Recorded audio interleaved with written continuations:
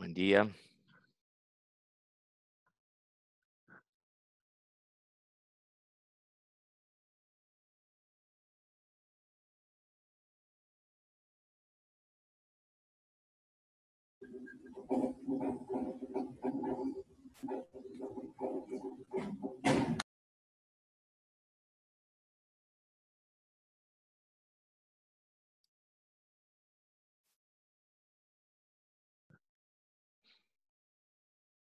Bueno, siendo la hora, empezamos. Hoy vamos a ver la unidad número 5, la primera parte de la unidad número 5. Eh, ya que tenemos tiempo, vamos a aprovechar a hacer esta unidad 5 en dos partes. La unidad 5 y la unidad 6 son medio largas, así que aprovecho para hacerla en dos partes, así las hacemos más tranquilos. Y no a las corridas, de tal manera que ustedes puedan preguntar y puedan pararme, ¿sí? Así que les pido, por favor, eh, si es posible que usen los micrófonos, si los tienen habilitados, así las preguntas las pueden ver todos. Eh, También voy a contestarles por el chat, pero bueno, en principio traten de usar el micrófono y después, una vez que terminen de hablar, por favor, pónganlos en silencio, así, así podemos escuchar todos bien. Bueno, empezamos con la unidad número 5. Esta unidad corresponde a la capa de red, como vemos acá. Esta capa, esta capa es esta capa es muy importante en el modelo OSI. Casi les diría que es la capa más conocida en las funciones normales de una red. ¿A qué se debe esto? A que esta capa separa lo que conocemos con el nombre de la subred. ¿Sí? Ustedes dirán, ¿qué es esto de la subred? Bueno, esto de la subred tiene que ver con específicamente con las redes que nosotros denominamos de punto a punto. ¿Se acuerdan la clasificación de las redes? Que habíamos clasificado, que yo les dije que era muy importante esa clasificación, donde clasificamos por un lado las redes de difusión, ¿sí? Redes de difusión son aquellas en donde todos los componentes de la red son adyacentes, llamémosle, o sea, hasta comparten un medio de comunicación, ¿sí? Como por ejemplo las redes de tipo LAN. Bueno, las capas 1 y 2 son críticas para el funcionamiento de estas redes de difusión, ¿sí? No así, a partir de acá, esta capa de red, a pesar de que las redes de difusión también utilizan la capa de red, pero utilizan como una capa de red reducida o una mini capa de red, por llamarlo de alguna manera. Las principales funciones que vamos a ver ahora en la capa de red tienen que ver con las redes de punto a punto, ¿sí? Las redes de punto a punto son aquellas en donde para llegar desde el inicio al final del emisor al receptor, tenemos que pasar por una serie de puntos intermedios a lo que vamos a denominar el camino o también la subred. Ahora enseguida les voy a mostrar unos gráficos y les va a quedar un poquitito más claro esto. Bueno, concepto primero, como siempre, ¿sí? La principal función de esta capa es llevar los paquetes de un extremo al otro pasando por diversos puntos intermedios, ¿sí? De nuevo, las funciones de la capa de red en una red de difusión son mínimas, pocas, ¿sí? A lo sumo, una de las funciones que es la parte de numeración, digamos, ya la vamos a ver enseguida. Los demás, digamos, el ruteo no tiene sentido porque sabemos que en las redes de difusión hay un solo medio de transmisión y hasta ahora lo que sabemos, la capa de enlace es la que se ocupa de, digamos, manejar el acceso a ese medio común de transmisión. Es decir, todas las máquinas, todos los equipos de una red de difusión son adyacentes unos a otros. En cambio, cuando entramos a las redes de punto a punto, ese concepto de adyacente cambia un poco. Bueno, pero veamos cuáles son las funciones principales. Primera función, esto que dice acá, enrutamiento de los datos a través de diversas redes, ¿sí? En una red punto a punto yo no necesariamente tengo una red homogénea, o sea, no necesariamente tengo una red que tenga el mismo medio de transmisión, sino que son redes como por ejemplo Internet, en donde yo tengo distintos tipos de redes. Entonces ustedes, digamos, como ejemplo más sencillo, cuando ustedes buscan algo en Google, ¿sí? Ustedes salen desde su equipo, que sería el origen, el que pide la búsqueda. Ahí se van a generar una serie de paquetes que van a ir hasta los servidores de Google, y los servidores de Google le van a responder con otra serie de paquetes que son las respuestas que ustedes quieren ver en su navegador, como para tener un ejemplo. Bueno, para llegar desde la máquina de ustedes hasta la máquina de Google para que les responda, vamos a utilizar el concepto este de enrutamiento. ¿Sí? Bien. Este concepto de enrutamiento viene, por supuesto, directamente relacionado con el control de la congestión. Ya algo vimos de esto, del control de la congestión. Ya saben ustedes lo que es la congestión. Hoy lo vamos, ahora acá en la capa de red lo vamos a ver un poquito más en profundidad al concepto de la congestión. ¿Sí? ¿Cuáles son los problemas que produce el concepto de la congestión? Pero bueno, una de las funciones entonces de la capa de red es justamente controlar la congestión en este camino entre el origen y el destino, ¿sí? O en estos caminos, ¿sí? Porque pueden ser más de uno. Bueno, ya más yendo a lo teórico, también tiene la función esta capa de aislar a la capa de transporte de la topología que puedan tomar esas subredes, ¿sí? O sea, como yo les dije, la capa de red puede estar formada por muchas redes que se van sumando, se van eh, plegando unas a otras, ¿sí? Como ustedes saben, como en el caso de Internet, digamos, donde ustedes están conectados a un proveedor, ese proveedor se conecta a un proveedor mayorista, ese proveedor mayorista se conectará a un proveedor internacional, y así sucesivamente van pasando por distintas redes para llegar al destino, ¿sí? Obviamente, la capa de transporte, que ya vamos a ver cuando veamos la otra unidad, la capa de transporte maneja ya las comunicaciones de extremo a extremo, ¿sí? Entonces, una de las funciones de la capa de red es justamente que la capa de transporte ni se entere de qué pasa por abajo, ¿sí? O qué camino tomaron los paquetes. Lo importante para la capa de transporte es que los paquetes le lleguen correctamente, ¿sí? Y por último, tenemos una función adicional que se le sumó, digamos, eh, una función más nueva, si quieren, ¿sí? Que se denomina NAT. ¿Sí? NAT significa Network Address Translation. Ya lo vimos en la unidad 2 así muy de pasadita. En la clase que viene vamos a ver esto del NAT con más profundidad porque es un concepto importante y un concepto que ustedes utilizan todos los días en sus casas, ¿sí? Así que importante esta función NAT que se agregó. Esta función tiene que ver explícitamente con el hecho de que hay una falta importante de números IP, ¿sí? Eh, los números IP son la numeración que tienen en la capa de red, ¿sí? Entonces, el NAT lo que hace es encontrar una solución temporal o una forma de mitigar la falta de estos números IP para las redes privadas. ¿Sí? Después lo vamos a ver con más detalle. Bueno, aquí agregué esta diapositiva que ustedes no la tienen en la diapositiva que está en el aula. Después la voy a actualizar. Pero bueno, anoche agregué esta diapositiva porque bueno, yo suelo hacer esto en el pizarrón, pero para que ustedes puedan tratar de entender este concepto de la subred. Esto que ustedes ven acá a la izquierda, estos dos equipos que aparecen acá, vendrían a ser los equipos que pueden estar en su casa, ¿sí? Los equipos que pueden estar en su empresa eh, o en cualquier repartición, ¿sí? Esto redondito que está acá viene a significar ese router que ustedes tienen en el extremo en su casa, ¿sí? El router que les dejó probablemente el proveedor de internet, ¿sí? O el que ustedes compraron, pero que hace la vinculación con el resto de la red, ¿sí? Esto que ustedes, esta nube que ustedes ven acá, es lo que ustedes conocen con el nombre de internet, y ojo, estoy dando un ejemplo específico, ¿no?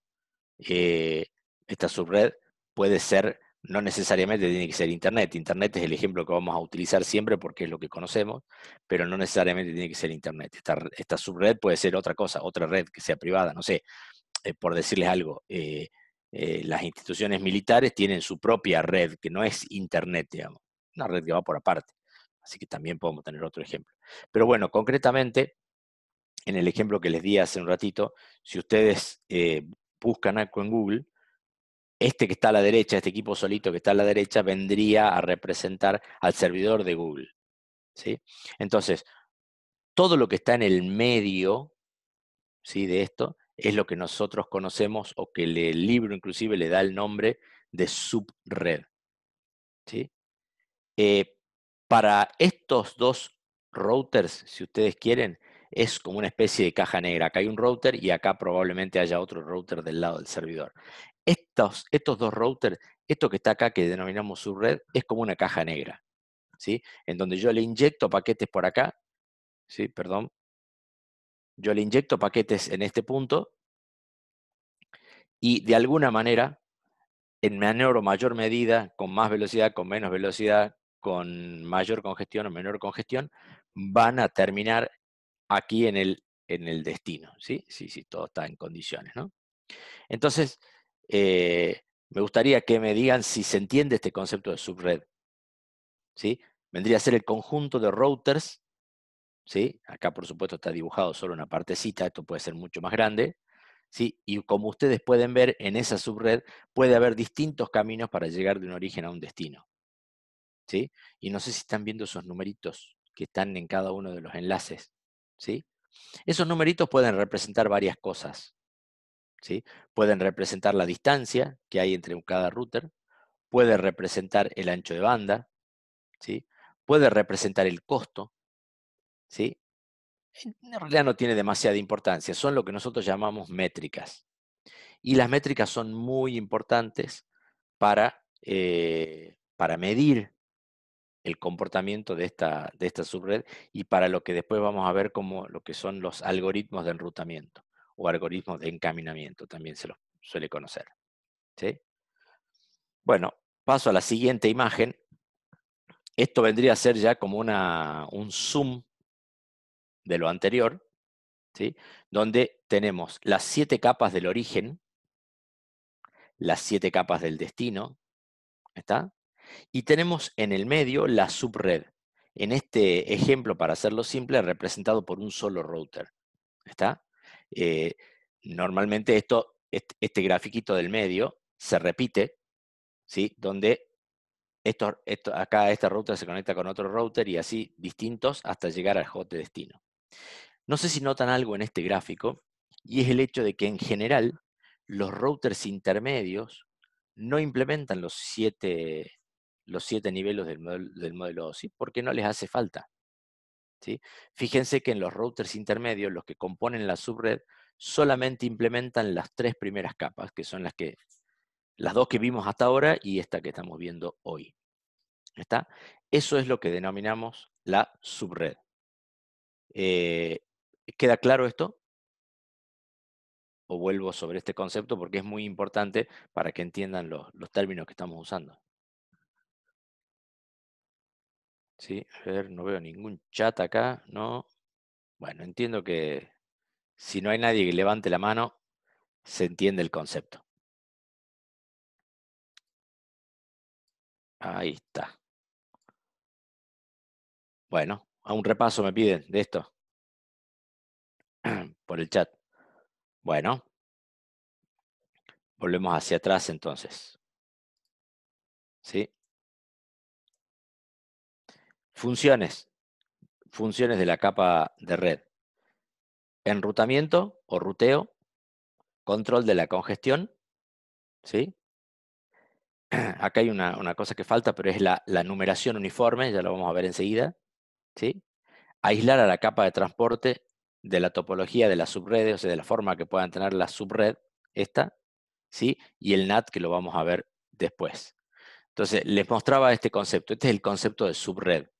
Esta subred que está acá en el medio puede tener distintas topologías, ¿sí? Puede tener distintas formas. Inclusive esa forma puede ir cambiando a medida que pase el tiempo, ¿sí? Porque hay nodos que se desconectan, nodos que se agregan, ¿sí? Y yo tengo que inventar un algoritmo que siempre encuentre el mejor camino, ¿está? Pero lo que me interesa aquí es que entiendan este concepto. Estos son los orígenes, estos son los destinos, ¿sí? O el destino en este caso, implementan las 7 capas, ¿está? Y acá en el medio acá en el medio, solamente necesito las primeras 3 capas, que vendría a ser esto que está en la siguiente diapositiva. ¿Está? Entonces, en los orígenes, en el origen y el destino, donde yo tengo de alguna manera las aplicaciones, acá habrá una aplicación de origen y acá habrá una aplicación de destino, acá arriba habrá un navegador que me interpreta HTML, en el ejemplo que di hace rato de la página de búsqueda, y acá estará el algoritmo de Google que nos devuelve los resultados de búsqueda cuando yo busco algo. ¿Está? Pero desde el punto de vista de la red, cuando yo pido una página web, una búsqueda, esa búsqueda va a hacer este camino, como está acá en esta línea. Perdón. Como está acá en esta línea. Va a ir bajando por todas las capas, va a llegar a la capa física que se va a conectar con el router. ¿Sí? Este router, digamos, como les dije, este gráfico está reducido. Este router, el primero de estos routers podría ser el router de su casa. ¿Sí? Llega hasta acá, ¿sí? Descompone los números IP. Acá se produce, en el caso del router de la casa, se produce ese famoso NAT del que hablé recién. Y acá pasa otro router, otro router, otro router, hasta que va a llegar al último router que llega al host de destino y nuestros paquetes van a llegar acá al algoritmo, ¿sí? Para que me devuelva los resultados. Bueno, espero que haya quedado claro. Lo que me importa hasta ahora, porque lo otro lo vamos a seguir viendo, es que se entienda que acá en el medio hay una subred compuesta por una serie de routers que solamente tienen la necesidad de implementar hasta la capa 3. ¿Pueden implementar más capas? Técnicamente se puede, ¿sí? En pocos momentos tiene sentido hacerlo, ¿sí? O sea, lo necesario, lo mínimo necesario para que yo pueda implementar una red de tipo punto a punto, en este caso, es que implementen las primeras 3 capas, ¿sí? Por eso a todo ese grupo de routers que se interconectan e implementan hasta la capa 3, es lo que nosotros denominamos la subred, como acá. ¿Está? Nótese la línea esta gris que está por acá, hace el camino de los paquetes, ¿sí? Los paquetes vienen por acá, llegan al router, llegan hasta la capa de red, en la capa de red vuelven a armar las otras 2 capas y así pasa al otro router y así sucesivamente hasta llegar al final y acá se descompone, digamos, todas las 7 capas, ¿sí? Bueno, veamos si ahora algo un poquito más teórica. Veamos qué servicios le va a proporcionar la capa de red o con qué servicios se propone diseñar esta capa de red, ¿sí? Bueno, todo esto ya, digamos, es de alguna manera una repetición de lo que les dije hace un ratito.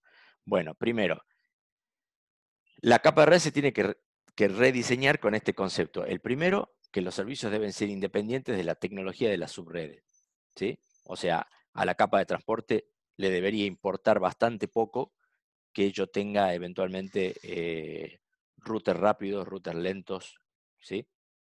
Conexiones rápidas en el medio, conexiones lentas. Lo que le importa es saber que yo inyecto los paquetes en la subred y por el otro lado me va a llegar el paquete tal como tenía que llegar al destino, ¿sí? Es por eso que la capa de transporte tiene que estar aislada de la cantidad, tipo y topología de las subredes presentes, ¿sí? Otro de los servicios indispensables es que en la capa de red tiene que suministrar un sistema de numeración uniforme, ¿sí? Porque si no sería absolutamente imposible hacer un algoritmo de ruteo, ¿sí? Esto, imagínense, como para que se entienda, esto es como si yo tuviera un sistema de correo y en este sistema de correo yo no tengo ni calles ni números en las casas, ¿sí?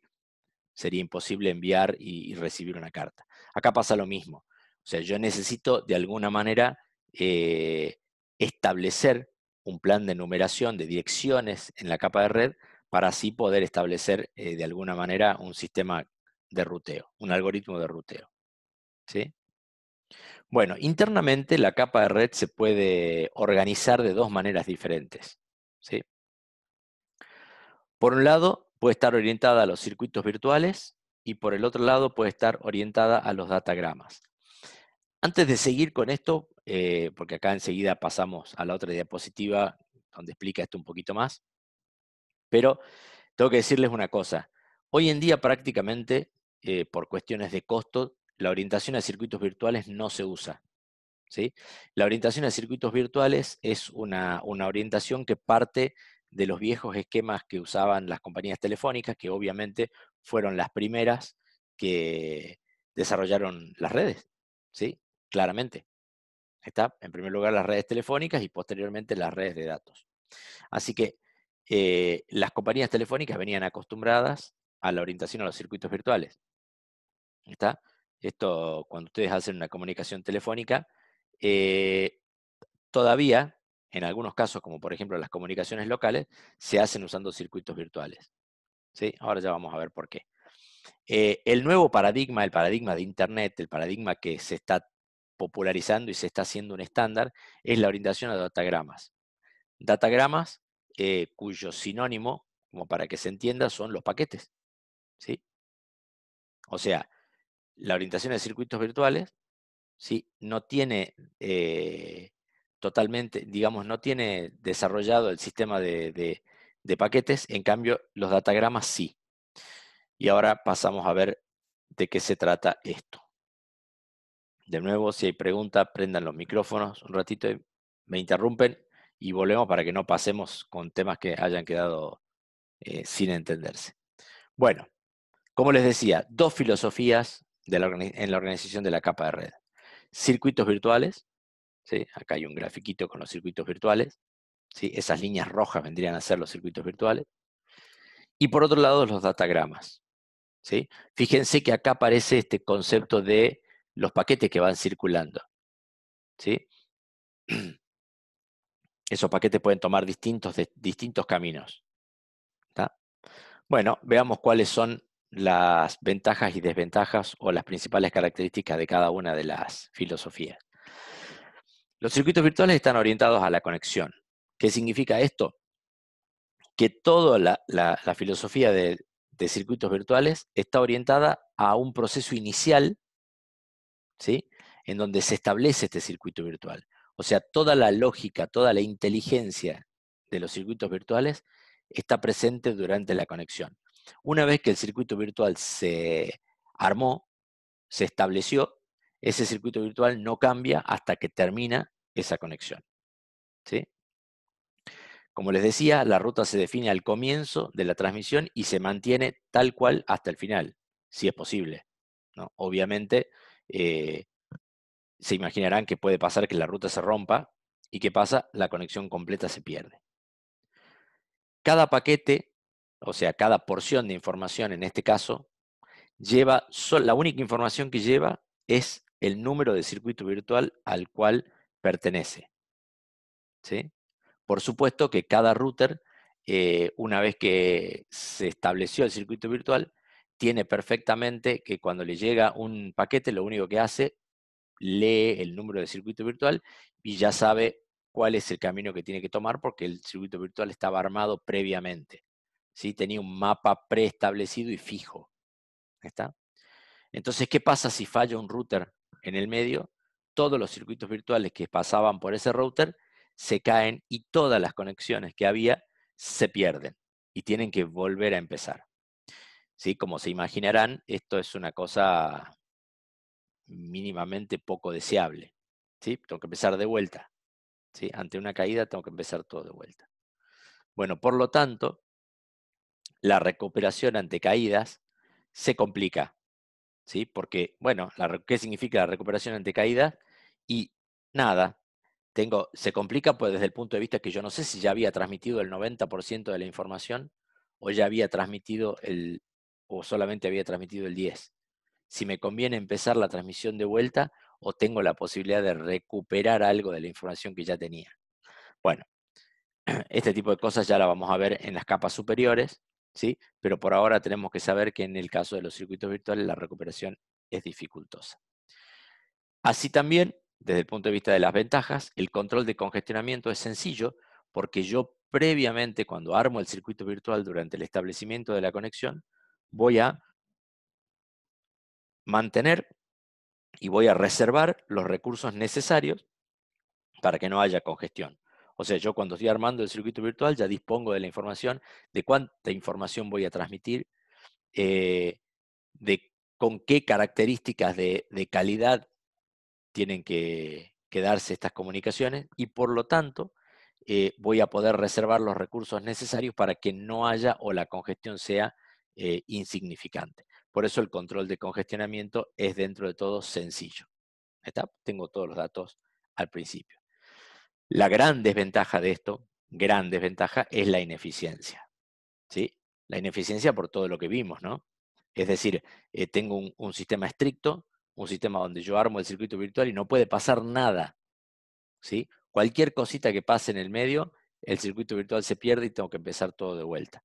Y por otro lado también es que cuando nosotros transmitimos, normalmente transmitimos en ráfagas, ¿sí? O sea, cualquier tipo de transmisión que nosotros hagamos, o la mayoría de las transmisiones, por decirlo más precisamente, son transmisiones que no tienen digamos no son absolutamente constantes, ¿sí?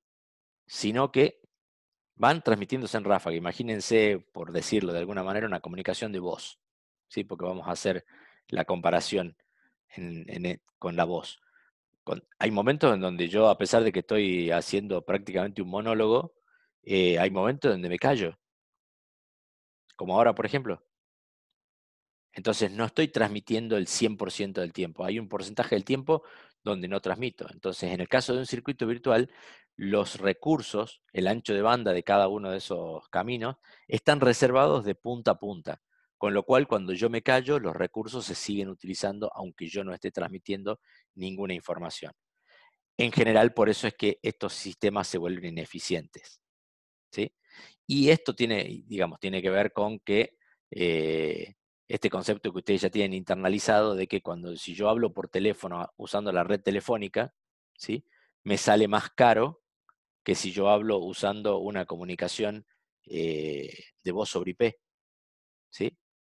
Mucho de esa diferencia de costo tiene que ver con que las comunicaciones telefónicas comunes, normales, ¿sí?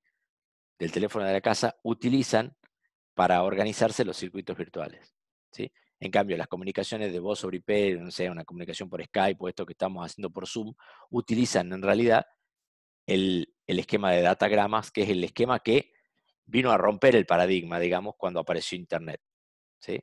Antes de Internet, lo único que había eran circuitos virtuales, ¿está? Lo de datagramas era algo insignificante.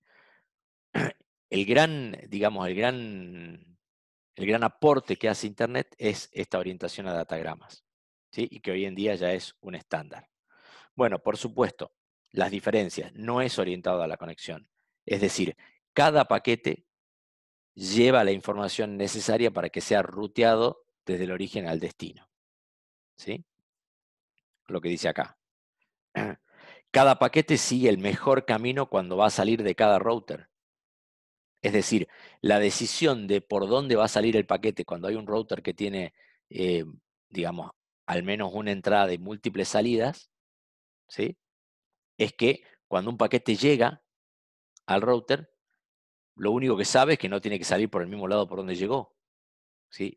Lo demás se tiene que procesar cuando el paquete está ahí en ese router. Entonces el router tendrá que decidir, de acuerdo a una serie de algoritmos que tiene, eh, por dónde tiene que mandar ese paquete para que llegue lo más rápido, lo más seguro o lo más barato posible al destino. ¿Está? Y eso es lo que vamos a ver después, como que son lo que nosotros conocemos como los algoritmos de enrutamiento o los algoritmos de encaminamiento. Bueno, la falla en uno de los routers, a diferencia de los circuitos virtuales, lo único que hace es que algunos paquetes se pierdan, que se pueden, porque a partir de que hay una falla en un router, ¿sí? El router anterior, que modifica su algoritmo de enrutamiento, va a enviar los paquetes por otro lado, por otra ruta. ¿Está? Acá en este ejemplo, bueno, si fallara este router de acá arriba, ¿sí? Donde yo tengo el cursor, automáticamente los paquetes empezarían a fluir por este enlace de acá abajo y llegarían al destino por otro lado. ¿Está? Esa es una gran ventaja y eso hace que esto también sea mucho más eficiente. La recuperación ante caídas es automática y natural. Como les digo, porque los paquetes van por el otro lado, digamos. ¿Sí? Bueno, acuérdense, me está diciendo que en 10 minutos se va a cortar la conexión. En cuanto se corte, inicio de vuelta la sesión y nos volvemos a conectar, como siempre. Bueno, acá, a diferencia, el control de congestionamiento era sencillo en los circuitos virtuales, acá el control de congestionamiento se vuelve más complicado, ¿sí? Porque yo al control de congestionamiento lo tengo que sumar de alguna manera, ¿sí? O le tengo que brindar información de congestionamiento al algoritmo de enrutamiento, ¿sí? Porque yo puedo, digamos, acá en este ejemplo, por ejemplo, los paquetes van por acá, la mayoría, como ven en este grafiquito, la mayoría de los paquetes va por acá. Ahora, si yo tengo una congestión en este router o en este router de acá en el medio, ¿sí? Yo podría indicarle esta situación al algoritmo de enrutamiento y decirle en este punto que empiece a mandar algunos paquetes por este camino de acá abajo, ¿sí? Para evitar el congestionamiento. Es decir, el algoritmo de enrutamiento debería incluir el control de congestionamiento. ¿Está? Así que se vuelve complicado. Y tiene la gran ventaja, y por eso se volvió un estándar, es que es mucho más eficiente que la anterior. ¿Por qué? Porque yo no estoy reservando recursos de antemano. Entonces, si tengo paquetes para transmitir, utilizo los recursos. Si no tengo paquetes para transmitir, nada, no se utilizan los recursos y dejo esos recursos disponibles para otro que quiera transmitir paquetes en ese momento. Es decir, de alguna manera el sistema de datagramas es un sistema de enrutamiento democrático, mucho más democrático que el de circuitos virtuales. ¿Sí? ¿Alguna consulta hasta aquí? ¿Se entendió? A partir de ahora, digamos, los circuitos virtuales los vamos a dejar medio en el olvido, digamos, los vamos a nombrar por ahí, pero como les digo, se utilizan poco, así que nos vamos a orientar más que nada a la filosofía de organización de datagramas, que además es la que se usa, ¿no? Bueno, si hay alguna pregunta, hablen ahora. Bueno, volviendo a los, como les dije recién, algoritmos de enrutamiento hay en los dos casos, tanto en circuitos virtuales como en datagramas. En circuitos virtuales, el algoritmo de enrutamiento se lo propone únicamente durante la conexión inicial. ¿Está? Porque yo tengo que saber, yo tengo múltiples rutas posibles y tengo que armar el circuito virtual. Para armar el circuito virtual necesito el algoritmo de enrutamiento. Así que estos conceptos que vamos a ver ahora sirven para ambos casos, pero por supuesto es mucho más útil para los datagramas. ¿Sí? Bueno, como les dije anteriormente, el algoritmo de enrutamiento es el encargado de decidir por dónde tienen que salir los paquetes, ¿sí? Cada vez que llega un paquete a la entrada de un router. ¿Sí?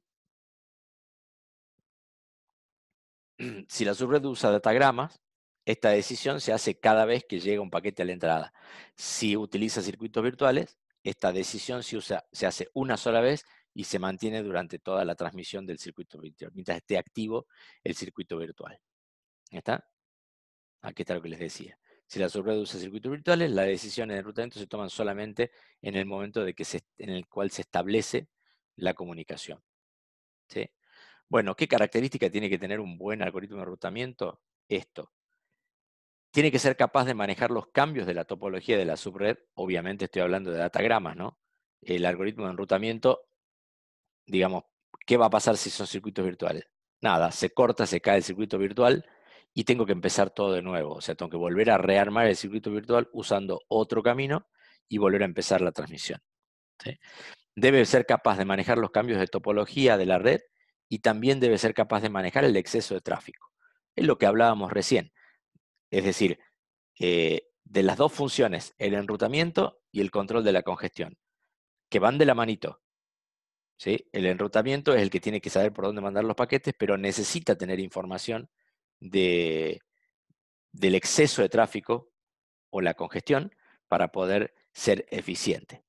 ¿Sí? Es uno de los datos que me interesa tener cuando armo un algoritmo de enrutamiento. ¿Sí? Y también debe ser equitativo. ¿Qué significa esto? Lo que yo le decía, democrático. Debe tener la capacidad de no dar prioridad si es que yo no lo quiero. ¿Sí? ¿Y yo puedo querer tener prioridad en algunos paquetes? Sí, por supuesto. Entonces tiene que ser equitativo cuando yo quiero que sea equitativo, ¿sí? Y debería poder dar prioridad a algunos paquetes, a algunos destinos, cuando yo lo quiero también. ¿Está? Así que bueno, todo esto hace la capa de red. Veamos cómo se clasifican ahora los algoritmos de enrutamiento. Bueno, la clasificación es muy simple, casi trivial, ¿sí? Se clasifican en estáticos y en dinámicos, nada más. Estáticos o no adaptativos, en donde la ruta se calcula por adelantado, ¿sí? Y ya no cambia. O sea, fíjense que sería como si lo uso con datagramas a los estáticos, sería casi como un circuito virtual, ¿sí? Porque si no si no se va a adaptar el algoritmo, estoy haciendo casi un circuito virtual, ¿sí? Si bien pueden usarse en datagramas, las rutas no cambian, ¿sí? No consideran la congestión ni el tráfico, obviamente, porque si el sistema es estático, cuando se congestione, ¿qué va a pasar? Nada, es estático, ¿está? Y por otro lado tenemos los algoritmos dinámicos o adaptativos, ¿sí? En donde la ruta se calcula frecuentemente. De hecho, la ruta se calcula para cada paquete que llega al router, ¿sí? Obviamente, se calcula también, o como se calcula para cada paquete, si hay cambios en la red, el cálculo es automático, ¿sí? Consideran los cambios de topología y el tráfico, ¿está? Digamos, si un router tenía 3 salidas en un momento y de golpe una se cayó, ¿sí? Nada, lo que va a pasar es que ahora tiene 2 salidas nada más y el algoritmo considera esa situación y tiene que rearmar sus algoritmos de enrutamiento tomando esas 2 salidas que quedaron, ¿sí? Por eso considera automáticamente los cambios de topología. Y en general son usados para los algoritmos de datagrama. ¿Y a ustedes les parece que se puede usar esto para los circuitos virtuales? ¿Un algoritmo dinámico? ¿Alguno que conteste por chat si no tiene el micrófono habilitado? Aunque sea.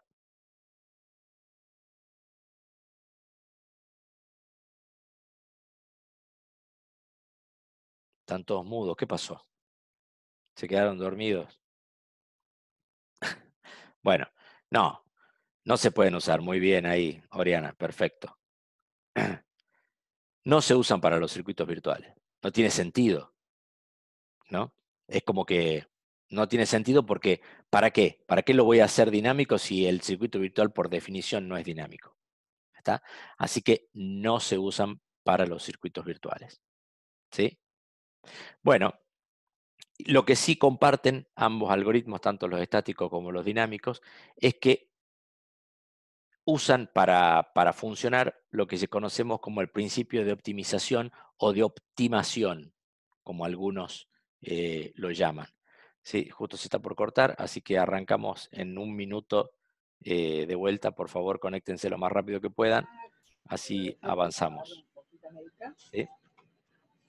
Así avanzamos a la siguiente diapositiva, ya directamente, ¿sí? Con el principio de optimización.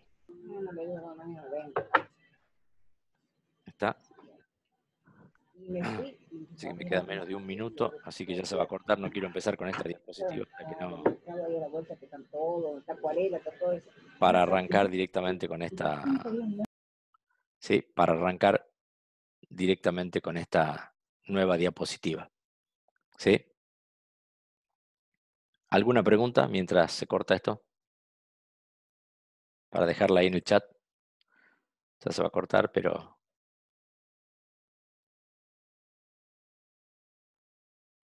bueno.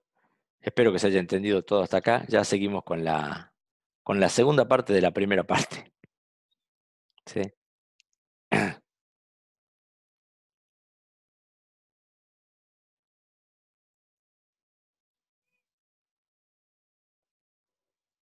Se siguen sumando, chicos. Somos pocos hoy igual. No sé qué pasó, pero hoy somos poquitos. Bueno, se supone que se tendría que cortar esto. No se corta.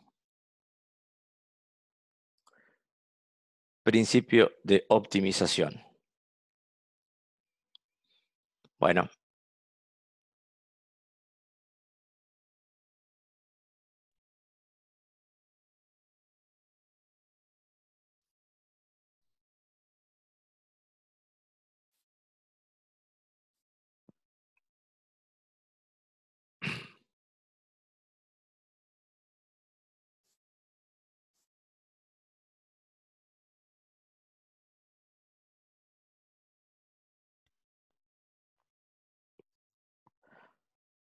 Bueno, esperemos que se conecten un poquito todos y avanzamos con el principio de optimización. Sí, que tiene un nombre muy pomposo, pero en realidad no es tan, es una cosa bastante simple.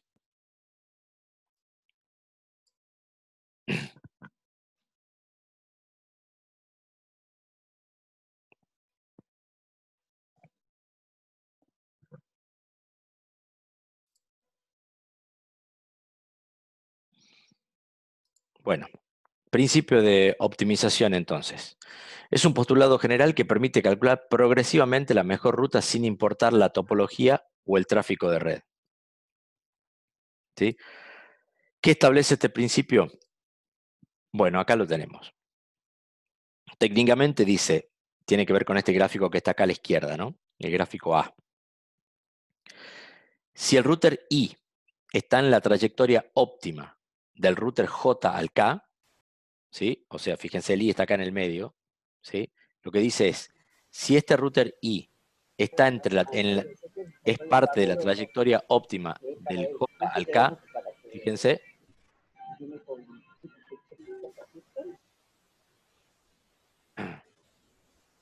entonces la trayectoria óptima de I a K también está en la misma ruta, ¿sí? Bastante simple, digamos, el concepto, ¿sí? Pero es muy importante porque esto nos permite este principio nos permite hacer un árbol, ¿sí? Fíjense, como consecuencia de esto podemos ver que el grupo de trayectorias óptimas de todos los orígenes a un destino dado forma un árbol con raíz en el destino, que se denomina árbol de descenso, lleva el nombre de árbol de descenso. ¿Está? Bueno, en este caso, fíjense, la métrica de la distancia de este árbol es el número de escalas, ¿sí? En este ejemplo en particular, pero puede haber otras métricas. ¿Está? Acá tenemos, esta es la red de ejemplo que estamos tomando, ¿sí? Donde, fíjense, en este caso la longitud gráficamente, digamos, la longitud de las vinculaciones entre cada uno de los nodos nos está representando la distancia que hay entre cada uno, y esto, el gráfico B, es lo que se denomina el árbol de descenso del nodo B. Es decir, que si yo tomo cada uno de los destinos, yo puedo hacer un árbol de la distancia más corta o la mejor, ¿sí? De cualquier origen a ese destino. ¿Está? Y es lo que se llama árbol de descenso del nodo B. ¿Está? Supongo que se entiende. Bueno, entonces este es el principio por el que funcionan todos los algoritmos de enrutamiento. Es decir, cada router tiene que hacer un estudio, ¿sí? De la subred, esta que está tratando de manejar, y con este estudio puede guardar en su memoria todos los árboles hasta los destinos que conoce, ¿sí? Entonces ya de antemano sabe, cada vez que llega un paquete con una dirección de destino, debería saber o poder calcular en ese momento cuál es la mejor ruta. Y por supuesto estos árboles se van actualizando permanentemente, ¿sí? Bueno, en el caso de los dinámicos, ¿no? O sea, si el algoritmo es estático, por supuesto que no se actualiza. Pero bueno, empecemos a ver ejemplos de algoritmos de enrutamiento, ¿sí? El primero que vamos a ver se llama enrutamiento por trayectoria más corta y es un algoritmo de tipo estático. Se calcula una sola vez, ¿sí? Y esto tiene que ver lo más parecido a lo que les explicaba recién. Se arma un grafo donde cada nodo representa un router y donde cada enlace está representado por una línea, ¿sí? Entonces, para escoger una ruta entre un par dado, lo que hace, el algoritmo busca en ese grafo y encuentra la trayectoria más corta, ¿sí? Si usted, digamos, si yo lo viera gráficamente, es bastante simple, ¿no? O sea, simplemente veo cuál es digamos, la distancia más corta al punto y automáticamente eh, ya sé por dónde debería sacar ese paquete.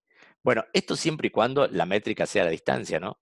Siempre tengan en mente que para los algoritmos de enrutamiento pueden tener distintas métricas. no necesariamente la distancia física, o sea, la distancia en kilómetros o en metros, ¿sí? Tiene que ser la métrica elegida, ¿sí? Yo podría tomar, en vez de la métrica de la distancia, podría tener, no sé, la métrica del costo, por decir algo, ¿sí? Por dar un ejemplo. Entonces yo podría tener, en ese grafo, cada una de las líneas podría representar el costo de, de mandar ese paquete por ahí. Entonces, bueno, yo quisiera, por supuesto, llegar al costo más bajo, ¿sí? O podría representar al tiempo que tarda el paquete en llegar de un nodo al otro. Entonces yo podría querer tener la métrica de menor tiempo, ¿sí? Todo esto es lo que se denomina métricas, ¿sí? Bueno, esta trayectoria más corta dependerá de la métrica que estemos utilizando, ¿está? Puede ser la distancia, puede ser el tiempo, puede ser el costo, o hay otras métricas también, ¿no? La congestión, por ejemplo, ¿sí? Es decir, que los resultados pueden ser distintos tanto que se usa como que se use la métrica de la cantidad de saltos, o si se usa el retardo, o si se usa el costo, ¿sí? La idea es que es probable que los resultados sean distintos. Entonces es probable que yo en la memoria de este router no tenga un solo grafo, ¿sí? Sino probablemente pueda tener muchos grafos, ¿sí? Y probablemente, inclusive, puedo tener varios grafos, ¿sí? Para una misma métrica, porque a lo mejor puede haber caminos distintos en donde la métrica sea exactamente igual, ¿sí? Entonces yo puedo tener, todos estos grafos se almacenan con un formato predeterminado dentro de la memoria de cada router, ¿sí? Entonces son tablas. En estas tablas yo puedo ir eh, En estas tablas yo puedo ir teniendo cuáles son los mejores caminos para las métricas que yo voy a utilizar. ¿Está? Bueno, esto es lo que les decía, cada métrica planteada habrá que generar distintos grafos, ¿sí? Y el algoritmo más conocido para obtener el camino más corto, ¿sí? Se llama algoritmo de Dijkstra, ¿sí? Difícil de pronunciar, pero así es. Dijkstra. ¿Está? Veamos qué significa ese algoritmo. Bueno, cada nodo se etiqueta con su distancia más corta al nodo origen, ¿sí? Inicialmente no se conocen las trayectorias, por lo que todos los nodos tienen una etiqueta infinita, ¿sí? A medida que avanza el algoritmo, se encuentran trayectorias, las etiquetas van cambiando, ¿sí? O sea, yo mando paquetes de exploración, estos paquetes de exploración me van devolviendo la información de la distancia, ¿sí? O del costo o de la congestión, ¿sí? Y van etiquetando a los nodos, ¿sí? Con una distancia, ¿sí? Llamémosle distancia en general. ¿Está? Bueno, a medida que este algoritmo se vaya repitiendo, ¿sí? Estas etiquetas va a llegar un momento que van a tener un mínimo, ¿sí? Una vez que esa etiqueta llegó al mínimo, se le pone un tilde de permanente y hasta que no haya un cambio de topología, este árbol, este grafo queda fijo. ¿Está? Así que esta es la manera que con el algoritmo de Dijkstra es como se va armando este grafo, ¿sí? Básicamente el concepto es que el grafo se va armando explorando, ¿sí? Entonces mando paquetes con una dirección del origen y voy calculando todas las rutas posibles, ¿sí? Después voy cambiando las etiquetas de cada nodo y ahí voy a obtener ese grafo óptimo que a mí me interesa tener para conocer la trayectoria más corta, la mejor trayectoria en este caso, ¿sí? Una vez que la etiqueta se pasa de tentativa a permanente, ¿sí? Es cuando ya no decrece más, ¿sí? Quiere decir que encontré el camino más corto. ¿Está? Bueno, veamos ejemplos de algoritmos desde los más simples hasta los más complejos, ¿sí? El primero es un algoritmo, yo no diría trivial, casi tonto, ¿sí? Se llama enrutamiento por inundación, pero existe, ¿sí? Es el primer algoritmo. Cuando yo no tengo nada todavía etiquetado en este algoritmo de Dijkstra, entonces necesito de alguna manera plantear un algoritmo que por más tonto que sea, me vaya generando las etiquetas. Esto se llama el enrutamiento por inundación, ¿sí?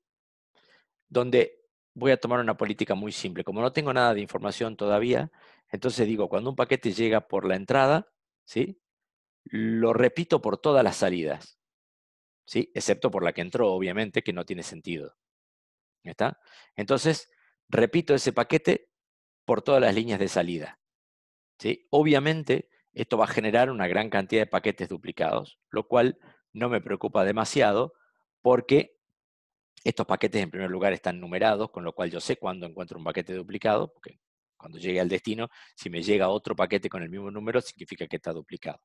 Para evitar que esta duplicación me genere un tráfico excesivo en la red, se suelen usar cosas como el contador de escala, ¿sí?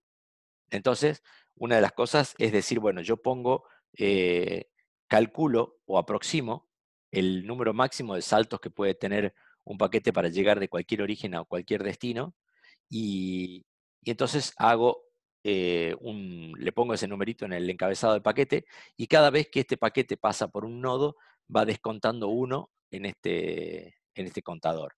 Cuando llegue a cero, el paquete significa que ya es un paquete obsoleto de alguna manera, y el router a donde llegue con el número cero lo descarta. ¿Está? Como para que ustedes se den una idea que estamos hablando de números finitos. ¿Cuánto calculan ustedes que es el número máximo de saltos que puede tener un paquete? Un número es un número empírico, ¿no? Un número que se verifica en la realidad, ¿sí? ¿En qué orden de magnitud creen ustedes que puede estar el máximo de saltos que puede tener un paquete en todo Internet para llegar de cualquier origen a cualquier destino? A ver el chat, si alguien escribe, no importa que tiren un bolazo. 100.000. ¡No! Altísimo. A ver, a ver, dos más que tiren una taba. 100.000 es altísimo, es mucho menor. Ah, ya nos estamos acercando. Bueno, el número que se considera como máximo, ¿sí? Es 30. Ay, Marco, le pegó cerquita. 30. 30 saltos. Se considera que un paquete hoy en día en Internet, así como está, no puede de ninguna manera tener más de 30 saltos para llegar de cualquier origen a cualquier destino. Con lo cual este número no es un número infinito ni muy grande como habían propuesto al principio. Es un número chiquito, 30 saltos. Y si ustedes utilizan una función, ¿sí? Que se llama, en Windows se llama tracert, ¿sí? Después busquen, abran una ventana de OS y pueden hacer esa función, hacen un tracer a cualquier destino, no sé, por ejemplo, desde Windows, tracer, porque me cambio el, ¿sí? Tracer y pongan una dirección, www.google.com, por ejemplo, ¿sí? Y les va a ir mostrando una serie de saltitos, ¿sí? En Linux se llama tracer root.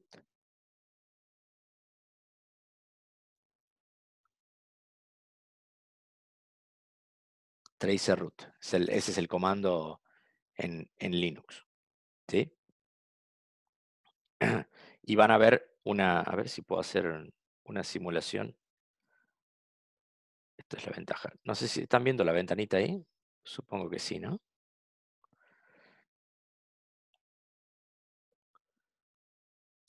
Tracer root www.google.com. ¿Sí? Fíjense, lo que obtenemos acá es una lista de todos los routers por donde está pasando esta conexión. Fíjese que ahí se detuvo y empiezan a aparecer asteriscos. ¿Esto por qué puede pasar? Porque hay routers, ¿sí? Que no permiten este protocolo ICMP, que es el que utiliza el tracer root, ¿sí? Fíjense que ahí ya vamos 10, ¿sí? Las líneas que están en el medio son líneas, son IPs repetidos de un mismo nodo. La numeración 1, 2, 3, 4 que está en la primera columna, esa es la que tenemos que tener en cuenta. O sea, hasta ahora hay 10 Y ahí supongo que ya debe haber llegado a Google. ¿Sí? 11, hay uno más. En algún momento este tracer root va a terminar y me va a decir cuántos saltos hay. ¿Sí? Y fíjense, ahí están todos los IP de los routers, ¿no? Me va a decir cuántos saltos hay hasta www.google.com. Lo que no sé es si Google tiene la posibilidad, si Google me deja, digamos, responde a este paquete ICMP. Supongo que sí, que a algún lado va a llegar, en algún momento va a terminar. ¿Está?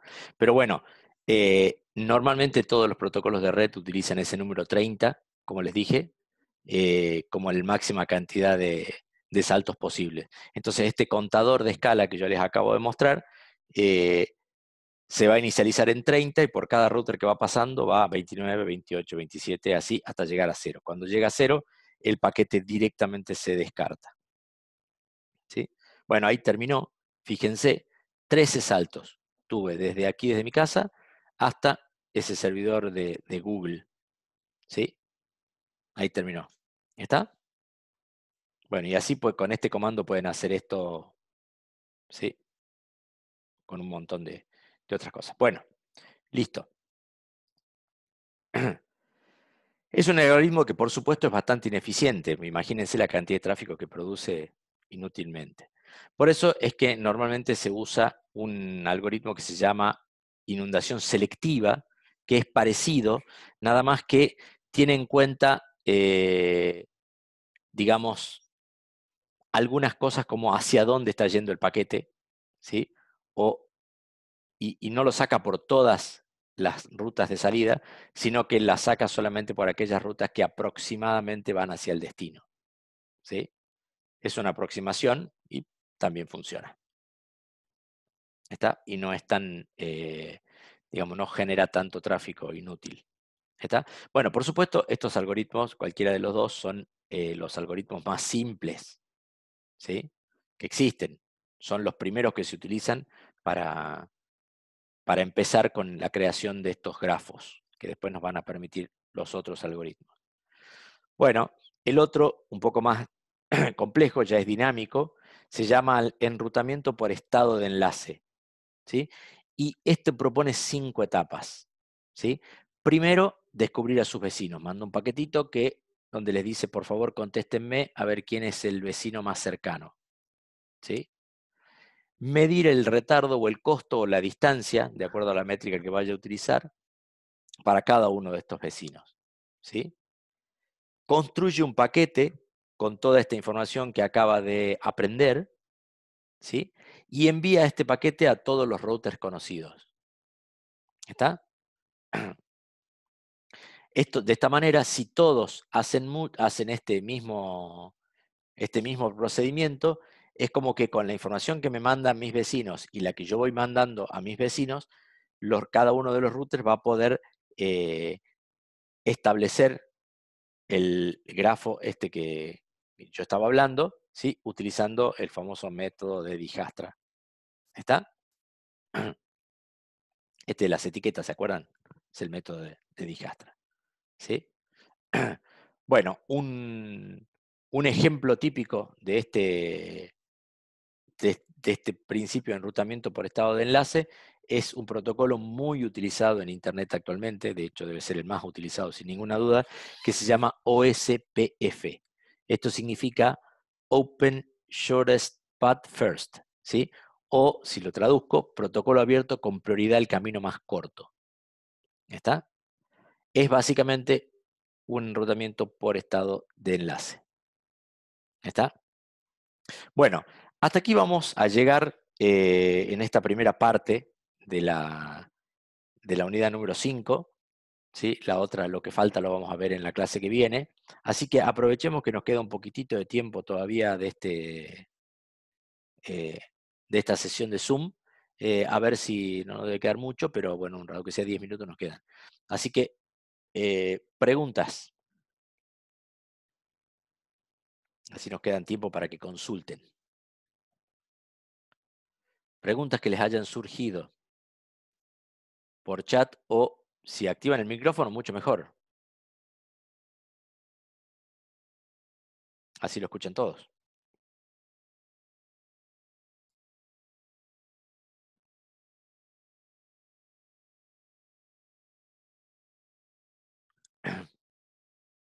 Antes que me olvide que lo veo a Ariel ahí. Eh, Ariel, acordate de correr las fechas de los... Vi que ya corriste allá, corriste algunos, que me enteré por las redes sociales, de la apertura de los cuestionarios. Corro, corro de nuevo por esto que se divide en dos partes, ¿no es cierto? Exacto, claro, correlo como lo dividimos en dos partes, así que dejemos Bueno, habilitado hasta el miércoles que viene la unidad 5. ¿Ya está? bueno, ingeniero. Sí, sí, no hay problema. Gracias. Bueno, me están poniendo en el chat que explique de nuevo el árbol del principio de optimización. Ok, vamos a ver árbol del principio de optimización. Volvemos para atrás.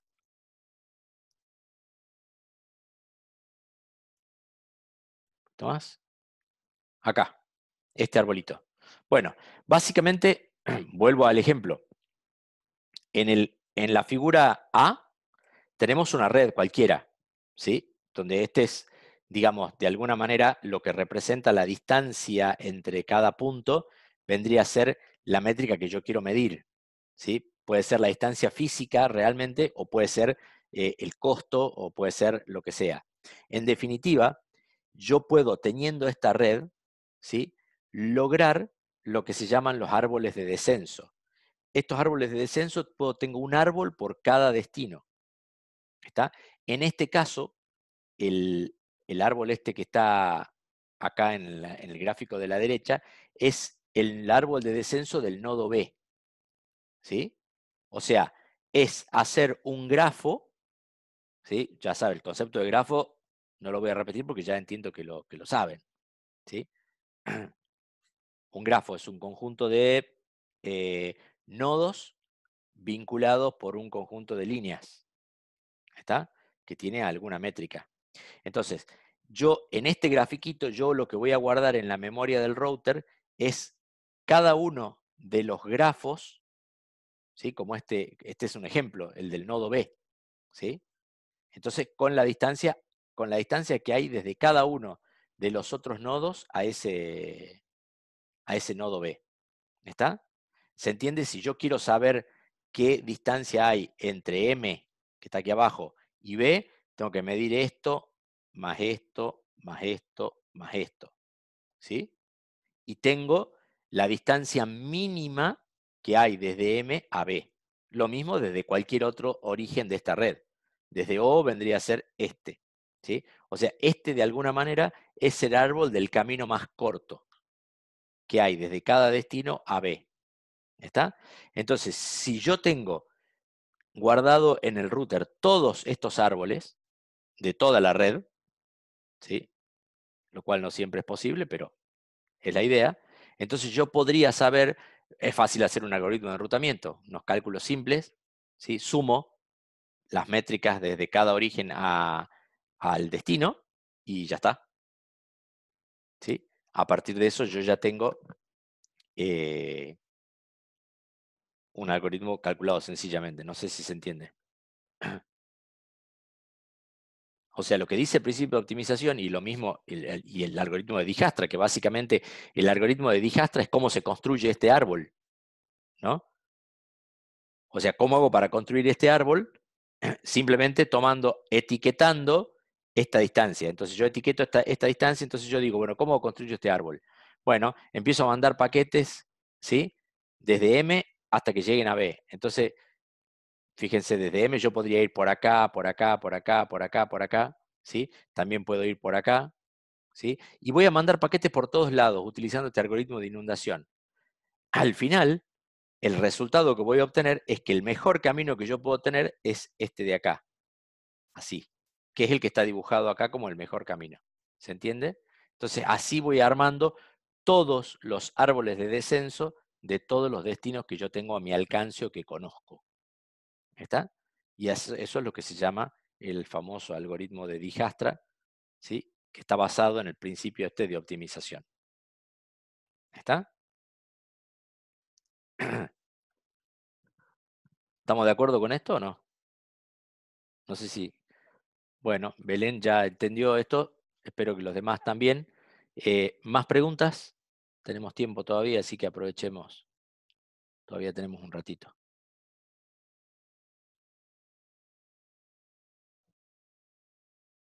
A ver si hay alguna otra pregunta.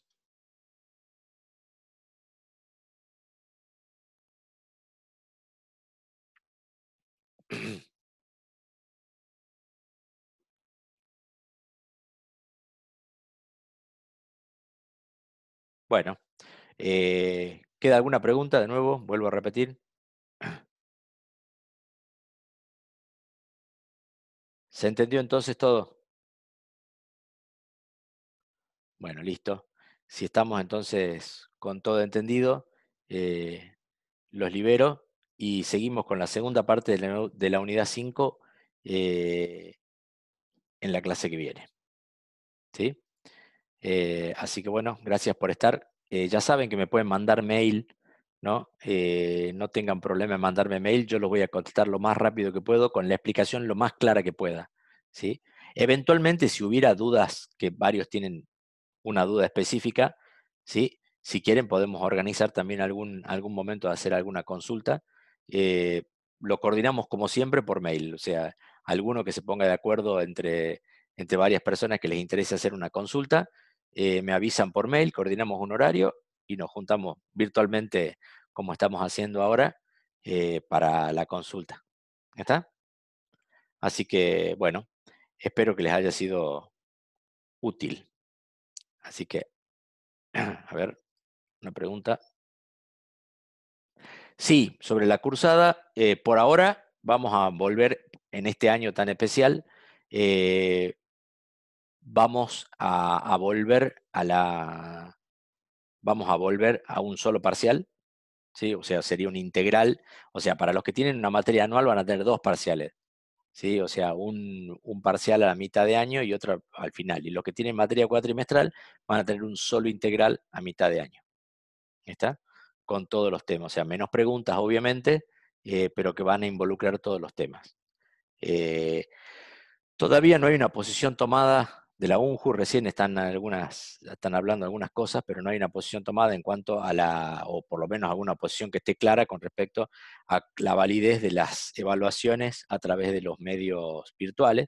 Así que bueno, estoy esperando dos cosas, o que eventualmente se restablezcan las clases para mediados de año, de tal manera que podamos tomar el integral en forma presencial, o que se establezca algún método válido y seguro para hacer las evaluaciones de un modo virtual.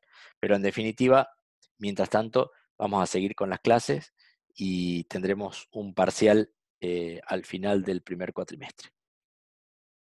¿Mm? Eh, con respecto a la práctica, les pido por favor, Lisandro, que le preguntes a la profesora. No sé qué, digamos, modelos alternativos al modelo OSI, eh, la verdad que en este momento no se me ocurre ninguno.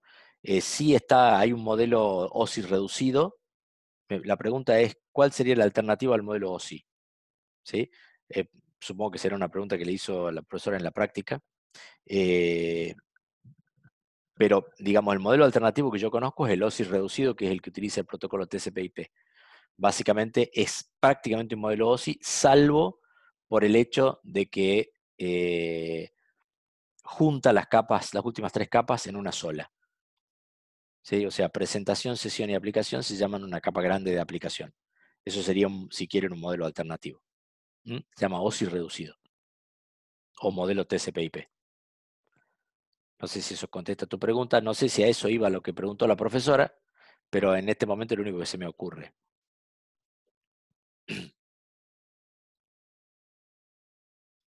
¿Sí? Como les dije en un principio, el modelo OSI es, pero por lejos, el modelo más utilizado para todos los protocolos de red. ¿Sí? Por eso no se me ocurre otro modelo. Protocolos tengo un montón para decirte, pero modelo, ¿sí? Casi todos responden al modelo OSI. Ah. Bueno, Zoom nos está avisando de que nos estamos quedando sin tiempo, todavía tenemos un ratito, así que si queda alguna pregunta más.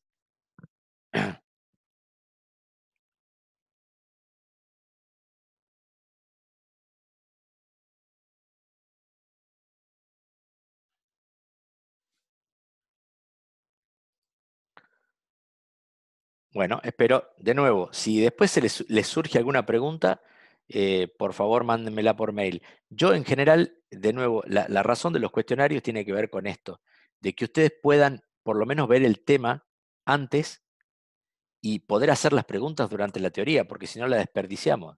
Si desperdiciamos toda esta sesión virtual que hicimos, ¿sí? Así que eh, Jorge Luis Vilte me está pidiendo un repaso de enrutamiento por inundación, ¿sí? El cuestionario número 1, perdón, no me hacen una pregunta si el cuestionario 1 no tiene corrección. Sí, el cuestionario ya lo voy a corregir. Digamos, me había olvidado que era. El cuestionario número 1 es el único que no tiene autocorrección en realidad. ¿Sí? Eh, de todas maneras, el cuestionario número 1, en general, más allá de que se los voy a corregir, digamos, tiene validez solamente por el hecho de haberlo hecho. ¿Sí? Así que no se preocupen por eso. ¿Está?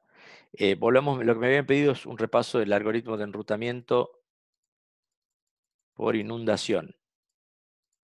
Bueno, les decía, es un algoritmo súper simple, ¿sí? Repaso, donde, como yo, es un algoritmo que se utiliza normalmente cuando no tengo todavía ninguna información para generar este árbol, ¿sí? De alguna manera tengo que empezar a generar estos grafos de trayectoria más corta. Entonces, para eso, lo que se hace es usar este enrutamiento de inundación, en donde yo digo, bueno, yo tengo un router que tiene un lugar por donde llega el paquete y tengo varios lugares por donde puede salir.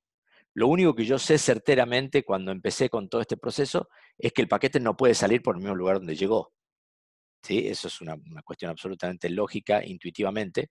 Entonces, lo que hago es repetir el paquete por todas las salidas que tengo disponibles. ¿Sí? Entonces, de esa manera, eh, este paquete puede ser un paquete de medición simplemente, no es un paquete con mucha información, un paquete chiquitito, donde yo simplemente voy a ir recopilando la distancia para poder ir armando las etiquetas en el algoritmo de Dijkstra. Entonces, uno de los defectos que tiene este algoritmo es que genera una gran cantidad de paquetes duplicados, ¿sí? Que para poder evitar que estos paquetes queden dando vuelta por la red, se utiliza un truco de contador de escala. Es decir, se le pone a cada paquetito que voy largando un máximo, como ya les dije, de 30, porque 30 es el número que empíricamente se considera como el máximo número de saltos posibles en Internet, por lo menos, en una red. Entonces se inicializa ese contador en 30 y a partir de ahí, cada vez que pasa por un router,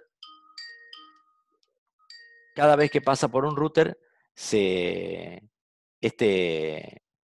este paquete este contador va decontando en 1 y cuando llega a 0, este paquete se elimina. ¿Sí? Bueno, no sé si quedó claro esto.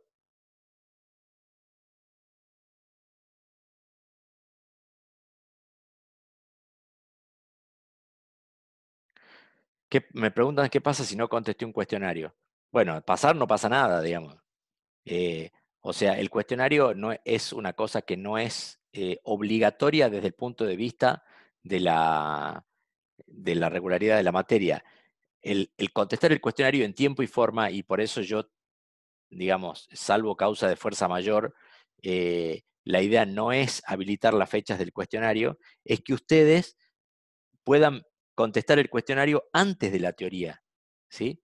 Para que las preguntas y las dudas surjan antes de la sesión de teoría.